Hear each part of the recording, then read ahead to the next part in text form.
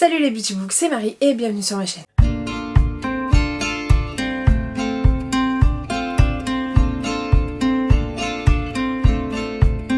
J'espère que vous allez bien, on se retrouve pour la vidéo sortie du mois de juillet, sortie livresque du mois de juillet. Il n'y en a pas énormément puisque tout est regroupé sur la première quinzaine de juillet, il y a les vacances qui vont pas tarder, donc j'ai quelques titres à vous présenter mais pas énormément. Donc la vidéo devrait être un peu plus courte que d'habitude, mais elle commence tout de suite. Et on commence en date du 3 juillet avec une sortie qui est Un destin forgé dans le feu. Je ne sais pas trop si c'est un one shot ou une saga, j'avoue que je pense comme ça que c'est un one shot, après c'est peut-être une saga. C'est Sydney Hazel McBride et c'est une fantasy qui sort chez De Saxus. Dans le passé nous avions un temps avec des dragons, une souveraine, une matriarche qui a dépéri au titre, pour mettre en place des rois, mais ces rois sont de plus en plus faibles et ça met un peu en péril le clan qu'on va suivre. Et on va suivre Aemira qui est en fait la future souveraine puisque le dernier roi vient de décéder, le roi fou je crois, et c'est elle qui est dans la lignée directe de la souveraineté. Voilà, elle est censée devenir reine, en plus c'est la dernière femme de son clan.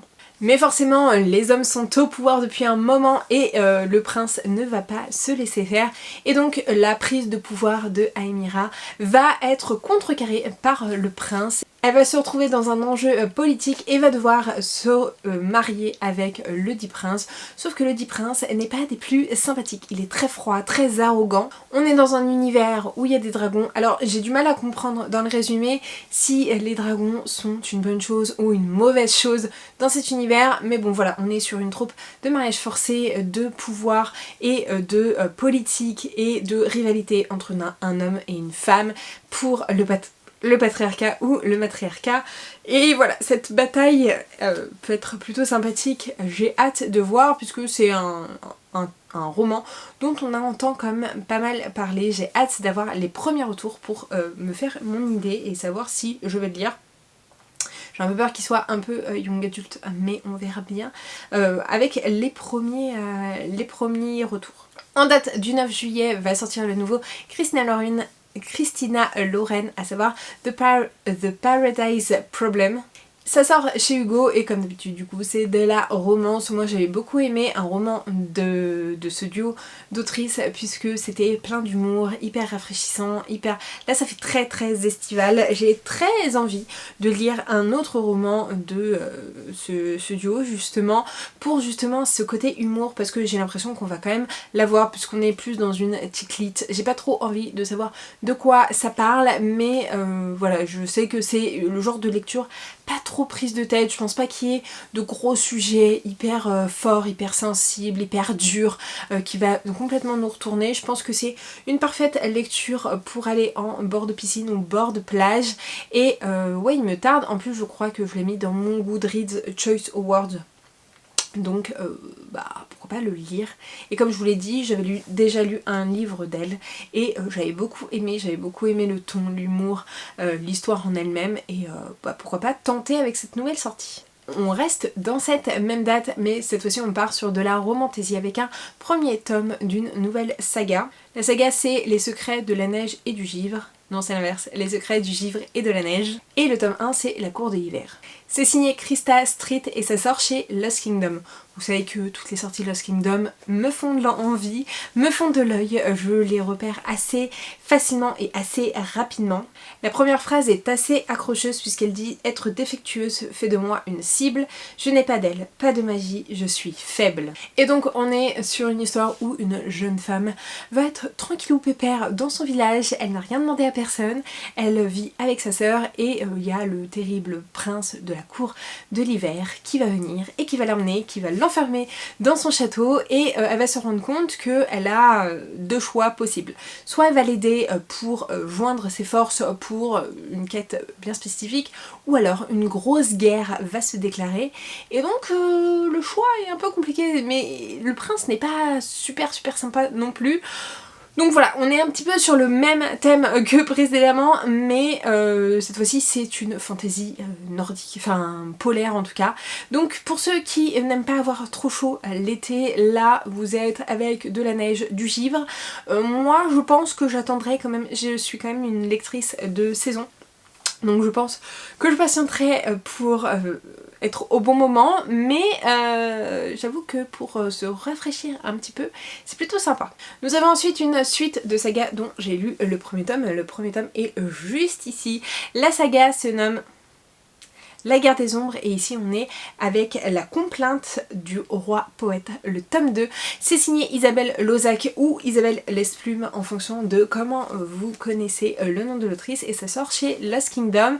J'avais lu le premier tome où on suivait, alors je ne sais plus trop comment elle s'appelle, je l'avais son prénom mais je ne sais plus, qui vient de perdre toute sa famille, enfin sa famille a été complètement ravagée dans un incendie je crois, c'est la seule survivante et le jour où elle va réclamer le droit à son poste, et bah tout le monde va lui dire ok mais pour cela il faut que vous vous mariez et donc elle choisit Adrien, je crois que c'est Adrien, qui lui n'a rien demandé à personne, qui fait partie d'une grande famille assez noble mais quand même d'une famille un peu ennemie à la sienne et lui il a une volonté de rentrer dans l'académie, apprendre la magie, apprendre tout l'univers, enfin apprendre pas mal de choses, sauf que du coup comme elle le choisit, bah, ses plans se remettent à zéro et donc elle va enquêter sur qui a bien voulu tuer ses parents, lui va essayer de faire sa place et de manœuvrer un petit peu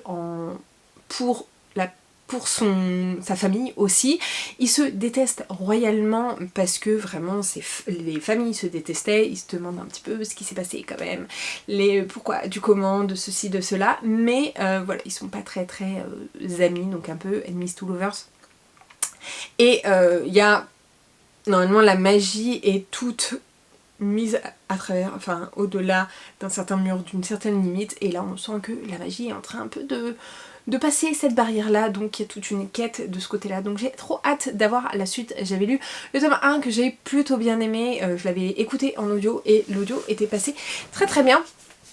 Et donc j'ai hâte de pouvoir découvrir celui-ci parce que vraiment il me tarde trop. Et voilà, c'était censé être sur 2 tomes, je crois qu'il y aura un 3e tome qui va sortir. L'autrice n'a pas réussi à tout finir dans un 2e tome. Donc bah je me dis pourquoi pas. Et puis l'objet livre était très beau déjà. J'espère que il sera tout aussi beau pour cette sortie. On reste sur cette même date et cette fois-ci chez Milady avec un nouveau tome de saga. Il s'agit pour l'instant d'une duologie. Est-ce qu'il y en aura plus? Est-ce qu'il y en aura...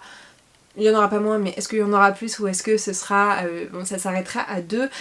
Donc la saga c'est Régence et Dragon et le tome 1 c'est Dragon et Sentiments. C'est signé Stéphanie Burgis et donc ça sort chez Milady. On est sur une romantaisie qui mêle Régence et Dragon. Moi je pense qu'il ne m'en faut pas plus pour ça. Vous savez que les dragons, j'aime beaucoup ça. J'attends de voir comment c'est traité, mais j'aime beaucoup. On nous dit que c'est une vérité incontestable quand l'avenir d'une jeune fille, la vie sociale d'une jeune fille est sans dragon. Voilà. Une jeune fille sans dragon, c'est forcément un échec. Voilà, l'un ne va pas sans l'autre. Et donc on va suivre Elinor qui va arriver à la cour, enfin dans un village, et qui va se retrouver à devoir changer ses plans. Voilà, elle voulait arriver un peu en mode miskin, un peu tranquille, mais elle va se retrouver à voler le dragon domestique de son horrible cousine et va se retrouver liée également, et va se retrouver à tomber amoureuse de celui qui est venu justement courtiser sa cousine. Voilà, elle est arrivée, elle a tout voulu rafler, voilà, elle s'est dit tout est pour moi, et on sent qu'elle a quand même une idée derrière la tête, puisque je pense qu'elle est issue d'une famille un peu noble, enfin non, un peu pauvre justement, et elle fait un peu tout ça de base pour sauver ses sœurs, pour les enlever de la misère, et mais elle se rendait pas compte que ça allait découler pas mal de choses, qu'il y aurait toute une intrigue autour de qu'est-ce que les dragons, qu'est-ce qu'ils apportent vraiment, quels sont leurs petits secrets, mais également est-ce qu'elle va réussir à faire fondre l'amour de sa vie, comme ils disent. Il va y avoir toute une intrigue sur les dragons, sur la romance, bref. imaginez Bridgerton avec des dragons, je pense qu'on tient à peu près quelque chose. Et on arrive au dernier titre où le 10 juillet va sortir le tome 2 de Jouer pour gagner, à savoir Joue avec moi de Becca Mac, qui est une romance qui va sortir chez Roncière. Ça me fait terriblement envie, je vous avais déjà parlé du tome 1, voilà, je continue à vous parler. D'habitude je vous parle pas de tomes suivants, mais je pense que c'est des tomes compagnons à chaque fois. Donc là on a romance hockey sur glace avec contemporain, amour, meilleur ami du frère. Bref, je suis trop impatiente de découvrir cette saga, de découvrir ce tome. Le côté meilleur ami du frère, j'aime beaucoup ça, et vraiment ils me font trop envie. Je me dis qu'une petite romance pour cet été c'est plutôt pas mal aussi. Bref, voilà pour mes quelques sorties que j'ai notées. N'hésitez pas à aller voir d'autres vidéos de copinotes comme d'habitude, voilà, celles qui complètent parfaitement cette sélection. Voilà, il n'y en a pas énormément que j'avais noté, mais ça va faire du bien quand même en porte-monnaie. N'hésitez pas à me dire si vous avez noté quelques sorties, à me laisser à lâcher un commentaire, à liker la vidéo et à la commenter. Je vous mets juste ici pour vous abonner, ici ma dernière vidéo, et en attendant une prochaine vidéo, je vous fais de très gros bisous et je vous dis à très bientôt. Ciao!